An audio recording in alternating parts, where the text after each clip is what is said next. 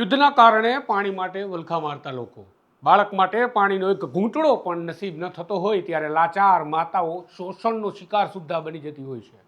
આપણે મોજથી યુદ્ધના સમાચારો સાંભળી ઉત્સાહિત થતા હોઈએ છીએ, પરંતુ યુદ્ધમાં રાજનેતાઓના પાપે ઝોંકાઈ ગયેલા લોકો અનેક પ્રકારની પીડા ભોગવતા હોય છે. યુદ્ધ આજે જ નહીં, ઇતિહાસમાં ડોક્યું કરીએ તો પણ ક્રૂર જ જોવા મળે છે. વળી જ્યારે યુદ્ધમાં પાણી હથિયાર બને ત્યારે સામાન્ય નાગરિકો એક નવા યુદ્ધમાં વગર વાંકે જોતરાઈ જતા હોય છે. એ પછી ઈરાન હોય કે ઈરાક, ઇઝરાયલ હોય કે યમન, આજનું સાઉદી હોય કે ઐતિહાસિક કરબલાનું યુદ્ધનું મેદાન, બધા જ યુદ્ધમાં જ્યારે પાણી હથિયાર બન્યું છે ત્યારે તે યુદ્ધ પૂર્ણ થયા બાદ પણ પીડિતોના જીવનમાં યુદ્ધની પીડા આજીવન માટે થંભી જાય છે. દુનિયામાં જ્યારે યુદ્ધની વાત થાય છે ત્યારે સામાન્ય રીતે સૈન્ય મથકો, એરબેઝ, મિસાઇલ સિસ્ટમ અથવા હથિયાર બનાવતી ફેક્ટરીઓને નિશાન બનાવવામાં આવતા હોય છે. પરંતુ હવે મધ્ય પૂર્વમાં ચાલી રહેલા તણાવ વચ્ચે એક એવો મુદ્દો ચર્ચામાં આવ્યો છે જે માનવ જીવનની સૌથી મૂળભૂત જરૂરિયાત સાથે જોડાયેલો છે, અને એ છે પાણી. કારણ કે તાજેતરમાં ઈરાનના વિદેશ મંત્રીએ આરોપ લગાવ્યો છે કે અમેરિકાએ ઈરાનના કેશ્મ આઇલેન્ડ પર સ્થિત એક ફ્રેશ વોટર ડિસાલિનેશન પ્લાન્ટ પર હુમલો કરી દીધો છે. એટલે કે સમુદ્રના પાણીમાંથી પીવાનું પાણી બનાવતી સુવિધા પર હુમલો. જો આ આરોપ સાચો હોય તો એ માત્ર સૈન્ય કાર્યવાહી નહીં, પરંતુ લાખો સામાન્ય નાગરિકોના જીવનને અસર કરનારી ઘટના બની શકે છે. કારણ કે ગલ્ફ વિસ્તારમાં પીવાના પાણીનો મોટો હિસ્સો આવા પ્લાન્ટ્સ પરથી આવે છે. પરંતુ આ મુદ્દો માત્ર આજની ઘટના પૂરતો સીમિત નથી. મુસ્લિમ ધર્મના ઇતિહાસમાં કરબલાના યુદ્ધમાં પણ પાણીનું મહત્વ, યુદ્ધ માટે શું હતું એ પરિબળ વિશે સૌ કોઈ જાણે છે. તો આવો ઇતિહાસ, જીઓપોલિટિક્સ અને પાણીની અછત જેવી ગંભીર પરિસ્થિતિની વિગતવાર વાત કરીએ. નમસ્કાર, હું છું તુષાર બસિયા, આપ જોઈ રહ્યા છો સ્વમાન. एक दिन युद्ध समाप्त हो जाएगा, नेता हाथ मिलाएंगे, एक वृद्ध औरत अपने शहीद हो चुकी औलाद का इंतजार करेगी. एक औरत करेगी इंतजार अपने शौहर के लौट आने का, और वे बच्चे अपने बहादुर पिता की प्रतीक्षा करेंगे. मुझे नहीं पता कि मेरे वतन को किसने बेचा, लेकिन मैंने देखा है इसकी कीमत किसने चुकाई है. કવિ મહમૂદ દરવેશની કવિતાની પંક્તિઓથી શરૂઆત કરવાની કારણ છે દર્શકોના અંતરાત્માને જગાડીને આ અહેવાલ આપવાનો. 7 માર્ચ 2026ના રોજ ઈરાનના વિદેશ મંત્રી અબ્બાસ અરાગાચીએ સોશિયલ મીડિયા પર નિવેદન આપ્યું, જેમાં તેમણે આરોપ લગાવ્યો છે કે અમેરિકાએ પર્શિયન ગલ્ફમાં આવેલા કેશ્મ આઇલેન્ડ પર એક ફ્રેશ વોટર ડિસાલિનેશન પ્લાન્ટ પર હુમલો કર્યો છે. તેમના જણાવ્યા અનુસાર આ હુમલા પછી આસપાસના લગભગ 30 ગામોમાં પાણીના પુરવઠાની અસર પહોંચી છે. કેશ્મ આઇલેન્ડ પર્શિયન ગલ્ફમાં આવેલો એક મહત્વપૂર્ણ ટાપુ છે, જ્યાં ઘણા વિસ્તારોમાં પીવાનું પાણી સમુદ્રના પાણીમાંથી બનાવવાનો પ્લાન્ટ આવેલો છે. એટલે કે જો આવા પ્લાન્ટને નુકસાન થાય તો સ્થાનિક લોકો માટે પીવાના પાણીની ગંભીર સમસ્યા પેદા થઈ શકે. ઈરાનના વિદેશ મંત્રીએ આ હુમલાને સ્પષ્ટ અમેરિકાનો અપરાધ ગણાવ્યો અને કહ્યું કે ઈરાનના આવા મહત્વના ઇન્ફ્રાસ્ટ્રક્ચર પર હુમલો કરવો ખૂબ જોખમી પગલું છે, જેના પરિણામો ગંભીર આવી શકે છે. હવે સવાલ એ છે કે ડિસાલિનેશન પ્લાન્ટ્સ આટલા મહત્વના કેમ છે?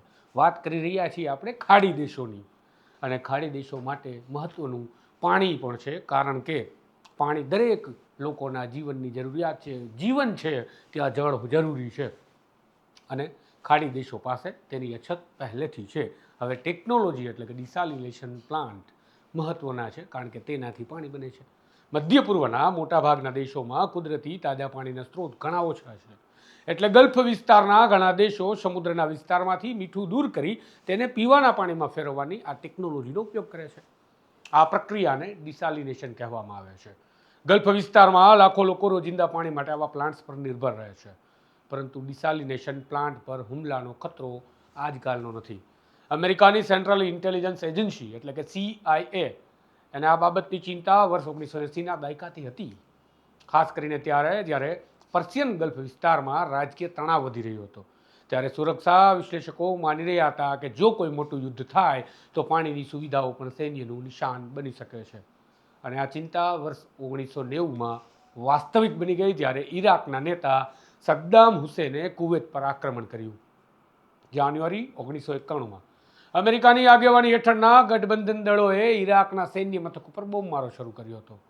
તેના જવાબમાં ઈરાકી સૈન્યએ પર્શિયન ગલ્ફમાં લાખો બેરલ કાચું તેલ છોડી દીધું હતું. આ ઘટનાને ઇતિહાસમાં ગલ્ફ વોર ઓઇલ સ્પિલ તરીકે ઓળખવામાં આવે છે. વિશાળ તેલનું પડ પાણી પર ફેલાઈ જતા અમેરિકન અને સાઉદી અધિકારીઓને ભય હતો કે આ પગલું ડિસાલિનેશન પ્લાન્ટને નુકસાન પહોંચાડવા માટે લેવામાં આવ્યું છે. કારણ કે જો ઓઇલ પ્લાન્ટમાં રહેલા પાણીના ઇન્ટેક્ટ વાલ્વ સુધી પહોંચી જાય તો આ ઓઇલ બધી સિસ્ટમ ખરાબ કરી શકે છે. આ ખતરા સામે રક્ષણ માટે સાઉદી અરેબિયા અને અમેરિકા દ્વારા મોટા ડિસાલિનેશન પ્લાન્ટ્સ પાસે રક્ષણાત્મક અવરોધો લગાવવામાં આવ્યા છે. ખાસ કરીને એ પ્લાન્ટ્સ જે રિયાદ શહેરને પૂરું પાણી પાડે છે. બીજી તરફ કુવૈતમાં ઈરાકી સબોટેજના કારણે દેશની ડિસાલિનેશન ક્ષમતા મોટા પ્રમાણમાં નુકસાન પામી હતી. પરિસ્થિતિ એટલી ગંભીર બની હતી કે કુવૈત સરકારને તાત્કાલિક પાણી પુરવઠા માટે અન્ય દેશોની મદદ માગવી પડી હતી. તુર્કી અને સાઉદી અરેબિયાથી લગભગ 750 પાણીના ટેન્કર અને 200 ટ્રક દ્વારા બોટલનું પાણી મોકલવામાં આવ્યું હતું. અમેરિકાએ જનરેટર સેટ અને મોબાઈલ ડિસાલિનેશન યુનિટ પણ મોકલ્યા હતા. છતાં પણ દેશની પાણીની વ્યવસ્થા સંપૂર્ણ રીતે પુનઃસ્થાપિત થવામાં વર્ષો લાગી ગયા હતા. આ મહત્વની વાત છે. આ પછી પણ ડિસાલિનેશન પ્લાન્ટ પર હુમલાનો ભય વારંવાર ઊભો થતો રહ્યો છે. ખાસ કરીને વર્ષ 2019 અને વર્ષ 2022માં જ્યારે યમનના હૌથી બળવાખોરોએ સાઉદી અરેબિયાના અલ શુકૈક વિસ્તારમાં આવેલી ડિસાલિનેશન સુવિધા પર ડ્રોન અને મિસાઇલ એટેક કર્યો હતો. જોકે આ હુમલાઓથી મોટું નુકસાન થયું ન હતું, પરંતુ સુરક્ષા વિશ્લેષકો માટે આ એક ગંભીર ચેતવણી માનવામાં આવે છે. કારણ કે જો આવા હુમલા વધુ શક્તિશાળી હથિયારો સાથે, પ્રિસાઇઝ મિસાઇલો સાથે થાય તો પરિણામ ગંભીર આવી શકે. ખાસ કરીને ઈરાન જેવા દેશ પાસે મિસાઇલ અને ડ્રોન ક્ષમતાઓ વધુ વિકસિત અને શક્તિશાળી છે. આ યાદ રાખવું. એટલે જો કોઈ સંઘર્ષ દરમિયાન ડિસાલિનેશન પ્લાન્ટ નિશાન બને તો નુકસાન પણ વધુ થઈ શકે છે. આવી ઘટનાઓનું વિશ્લેષણ કરતા એક રસપ્રદ ઐતિહાસિક સંદર્ભ પણ સામે આવે છે. મધ્ય પૂર્વમાં પાણીનો મુદ્દો આ નવો મુદ્દો નથી. ઇસ્લામિક ઇતિહાસમાં પણ પાણી એક વખત યુદ્ધના મહત્વના પરિબળ તરીકે સામે આવ્યું હતું. 7મી સદીમાં થયેલી કરબલાની લડાઈ દરમિયાન યઝીદની સેનાએ ઇમામ હુસેન અને તેમના સાથીદારોને યુફ્રેટિસ નદીના પાણી સુધી પહોંચતા અટકાવી દીધા હતા, જેના કારણે પાણીની અછત યુદ્ધની પરિસ્થિતિમાં એક ગંભીર માનવીય મુદ્દો બનીને સામે આવી હતી. આ ઘટના આજે પણ ઇસ્લામિક ઇતિહાસમાં અત્યંત મહત્વપૂર્ણ અને દુઃખદ ઘટના તરીકે યાદ કરવામાં આવે છે. મધ્ય પૂર્વના ભૂગોળને જો જોવામાં આવે તો પાણી અહીંયા હંમેશા એક સંવેદનશીલ મુદ્દો રહ્યો છે. ગલ્ફ વિસ્તાર દુનિયાના સૌથી સૂકા વિસ્તારોમાંનો એક વિસ્તાર ગણાય છે. અહીંયા કુદરતી નદીઓ અને સરોવરો ખૂબ ઓછા છે, એટલે સાઉદી અરેબિયા, યુએઈ, કતાર, કુવૈત અને અન્ય ગલ્ફ દેશો પીવાના પાણી માટે ડિસાલિનેશન પ્લાન્ટ પર ભારે માત્રામાં નિર્ભર છે તેવું કહી શકાય. અહીંયા એક રસપ્રદ વિસંગતતા પણ જોવા મળે છે. ઈરાનના ડિસાલિનેશન પ્લાન્ટ પર હુમલાના આરોપ ઈરાન લગાવી રહ્યું છે અમેરિકા પર, અને ઈરાન પોતે પાણીની ગંભીર સમસ્યાનો સામનો કરી રહ્યું છે. ખાસ કરીને તેની રાજધાની તહેરાનમાં પાણીની અછત એટલી હદે વધી ગઈ છે કે વર્ષ 2025માં સરકારે રાજધાનીને દરિયાકાંઠે ખસેડવાની સંભાવના પર વિચાર કર્યો હતો. રાજધાનીને ખસેડી અને દરિયાકાંઠે તરફ લઈ જવાની વાત છે. છતાં ઈરાનની પાણી વ્યવસ્થા ગલ્ફના ઘણા દેશોથી અલગ પ્રકારની છે, કારણ કે ઈરાન મુખ્યત્વે ડેમ અને ભૂગર્ભ પાણીના કૂવા પર આધારિત છે. આ સમગ્ર પરિસ્થિતિ એક મોટા પ્રશ્ન તરફ આખા વિશ્વને ઇશારો કરે છે. શું ભવિષ્યના યુદ્ધોમાં પાણી મુખ્ય હથિયાર બની શકે?